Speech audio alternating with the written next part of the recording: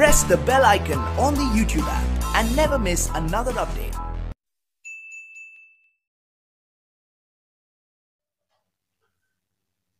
Hello student, welcome back to Sri Shyam Group of Education. Now our topic is factor, गुणनखंड, जिसे हिंदी में क्या कहते हैं, गुणनखंड। गुणनखंड क्या है? हमें कोई ऐसी संख्या या ऐसा कोई नंबर दे दिया जाए और हमें ये बताना हो कि वो नंबर है कौन कौन सी डिजिट, कौन कौन से नंबर से वो डिविजिबल है, मतलब डिवाइड हो रहा है, कौन कौन सी संख्या से वो भाग हो रहा है। एक साधारण सी भाषा में हम ये बोल सकते हैं कि कोई भी हमें संख्या दे दी जाए, कोई भी संख्या हो और उसको हमें ये बताना है कि ये जो दी गई संख्या है वो कौन कौन सी संख्या से भाग हो रही है। साधारण सा अर्थ है कि एक संख्या मिलेगी आपको और हमें ये बताना है कि वो कौन कौन सी संख्या से और या कौन कौन सी संख्या के पहाड़े में आती है। तो जैसे एक एग्जांपल ले रहे हैं, ध्यान दो,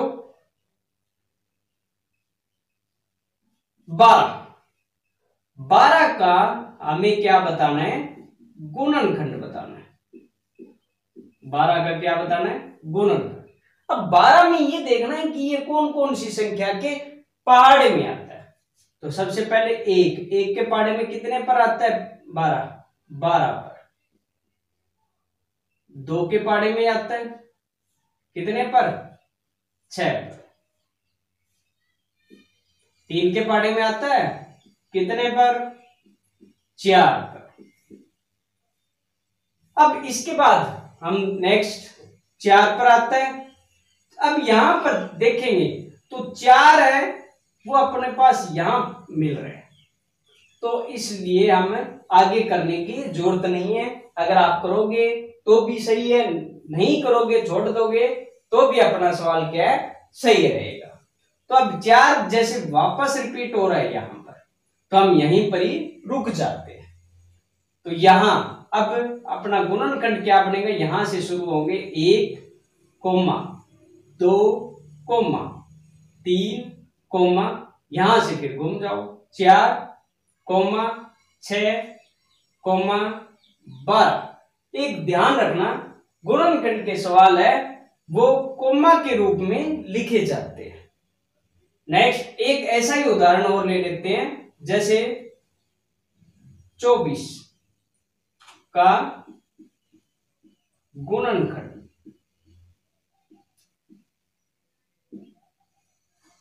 24 का गुणनखंड, 24 में हमें यही बताना है कि ये संख्या है, जो दी गई संख्या है वो कौन कौन सी संख्या से भाग हो रहा है, बताइए जरा। एक के पहाड़े में कितने पर आता है, 24 पर। 2 के पहाड़े में आता है क्या, 2 का पहाड़ा यहां पर। अगर हम विभाज्य के नियम के हिसाब से देखें, हमने जो लास्ट वीडियो में विभाज्य का नियम किया था उसके हिसाब से क्या होगा, 2 से विभाज्य संख्या तभी होगी जब इकाई का अंक सम संख्या या 0। तो यहां पर इकाई का अंक 2 से भाग हो रहा है, सम संख्या है, तो ये क्या है, 24 है वो 2 के पहाड़े में आती है। तो 2 के पहाड़े में कितने पर आता है, 24, 12 पर। अगर ऐसे नहीं पता तो आप इसको क्या करोगे, अलग से भाग कर सकते हो।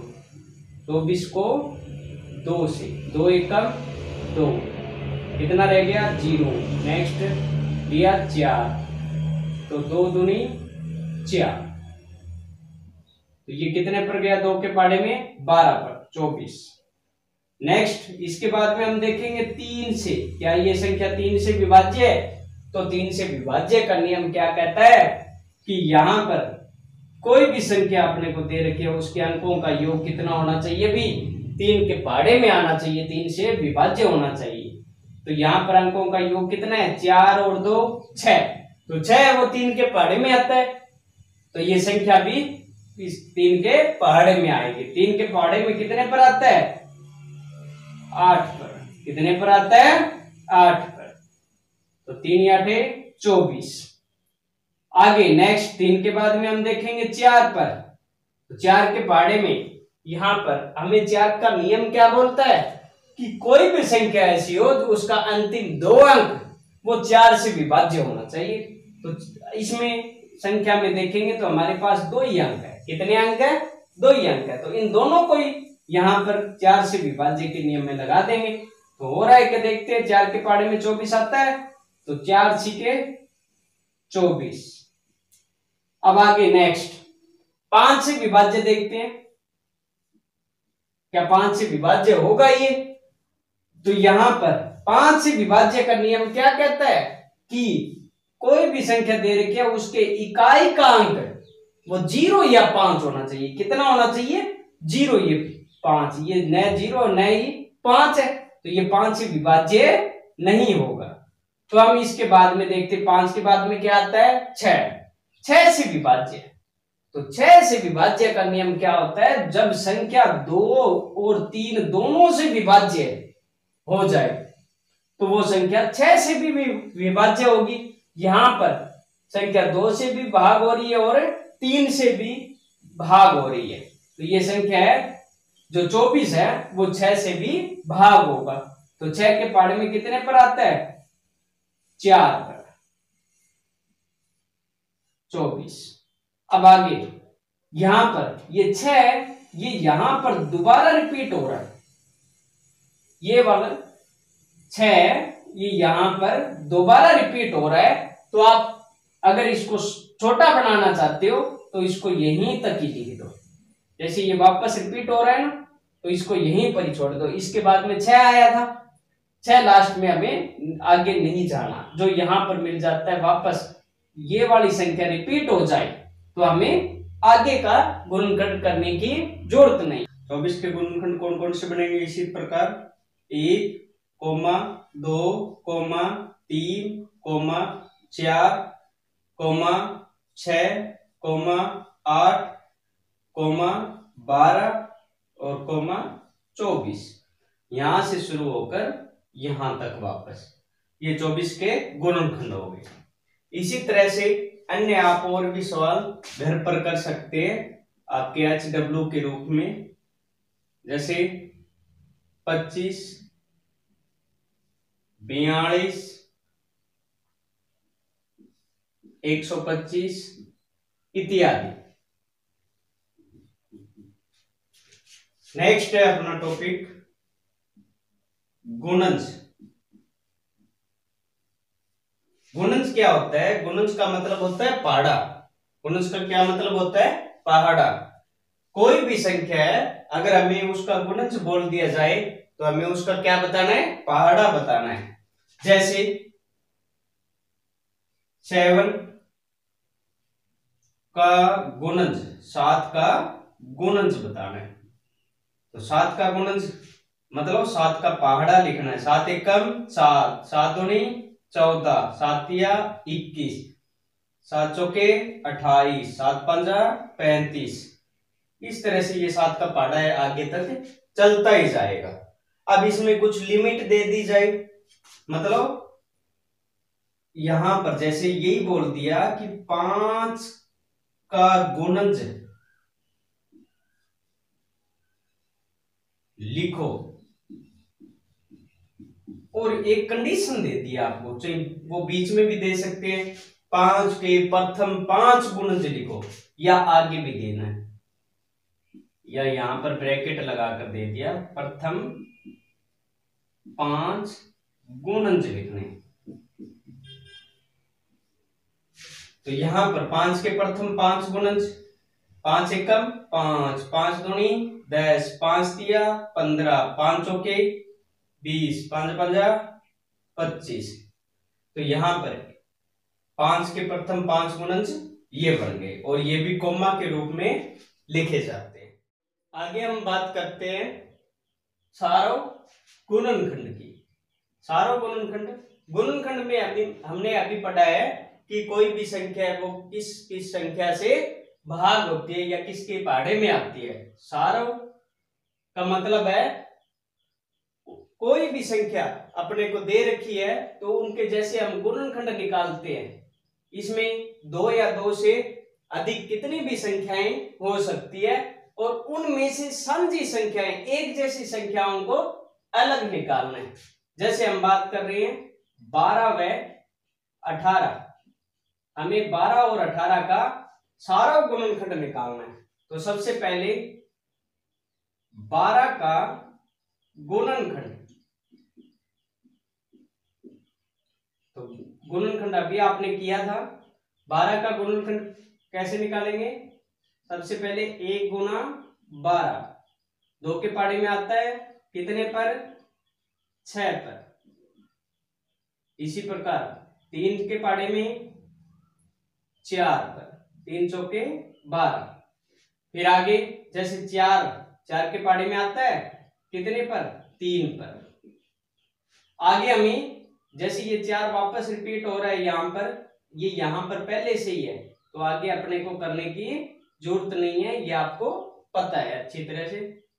और यहां पर हम इसके 12 के गुणनखंड निकालेंगे। 1 2 3 4 6 और 12। इसी प्रकार 18 की गुणनखंड, 18 के गुणनखंड, 18 के गुणनखंड 1 गुना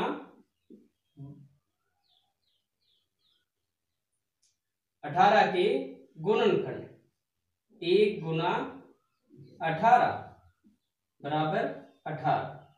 2 के पाड़े में कितने पर आता है? 9 पर। 3 के पाड़े में आता है कितने पर? 3 छिक्के 18। 4 के पाड़े में आता है? नहीं। और आगे 5 के पाड़े में इकाई का अंक इसमें क्या है? 8 है। 5 के लिए क्या चाहिए? अंतिम अंक है वो 0 या 5 होना चाहिए। तो आगे 6 के पाड़े में आता है, तो 6 पहले से ही है, तो हम आगे नहीं करेंगे। तो इसके गुणनखंड कितने बन गए? 1, 2, 3, 6, 9, 18। अब 12 और 18 दोनों के गुणनखंड निकाल लिए। अब इनके सारा गुणनखंड 12 व 18 की सारा गुणनखंड, तो 12 और 18 के जो गुणनखंड किए थे उनमें से एक जैसी संख्याओं को बाहर निकालना है। जैसे इसमें 1 है, इसमें भी 1 है, लिख दिया।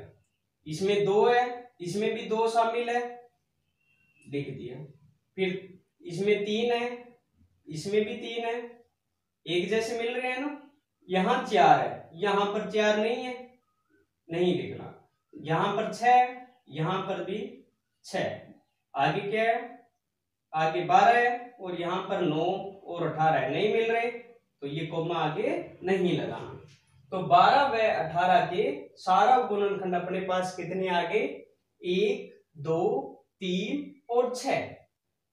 एक बार फिर से सारा गुणनखंड, किसी भी 2 या 2 से अधिक संख्याएं मिल जाए, हमें उनका सबसे पहले गुणनखंड निकालना है। अलग अलग गुणनखंड, जैसे 12 का गुणनखंड निकाल दिया, फिर 18 का गुणनखंड निकाल दिया। 2 संख्याएं थी अपने पास और दोनों में से जो मिल रहे हैं वो इनका क्या कहलाएगा? सारा गुणनखंड। तो इसी बेस पर आप कुछ गृह कार्य कर सकते हो। जैसे 15 व 20 के सारा गुणनखंड निकालने हैं। फिर 18 व 21 के सारा गुणनखंड निकालो। 5, 7 और 18 इनके आपको सारा गुणनखंड निकालने हैं। एक और जैसे 12 व 18 व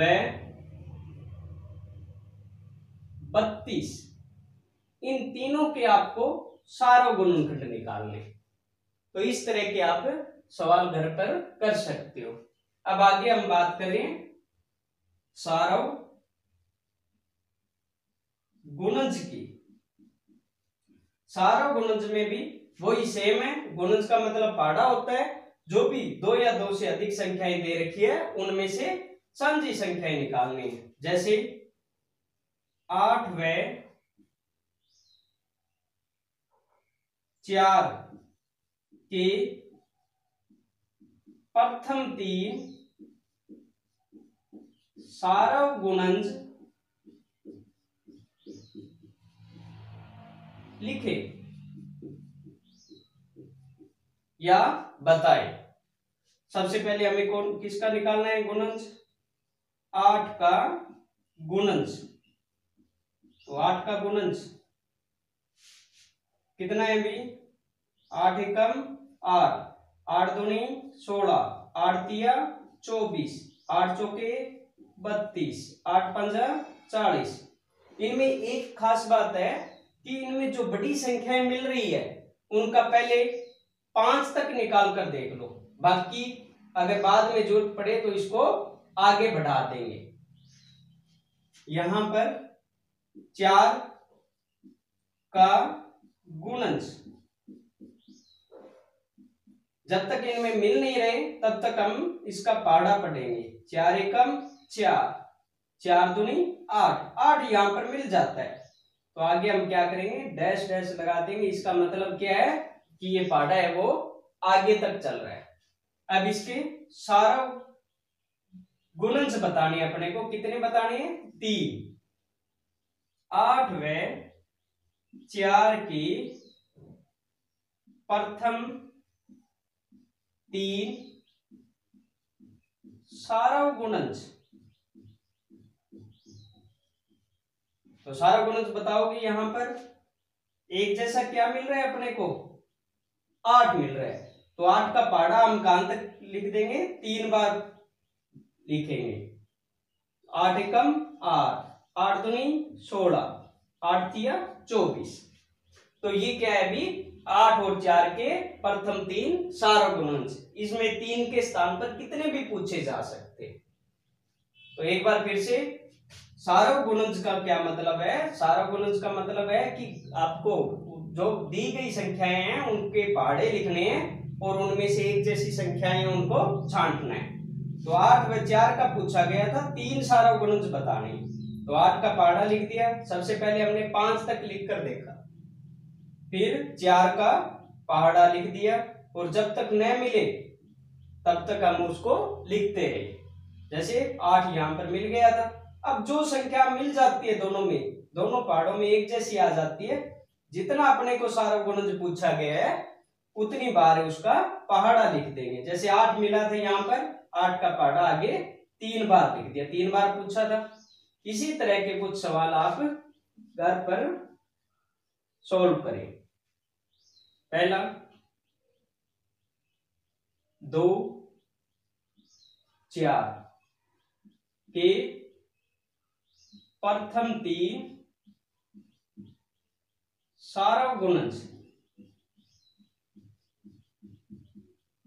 सभी के 3-3 बता रहे हैं।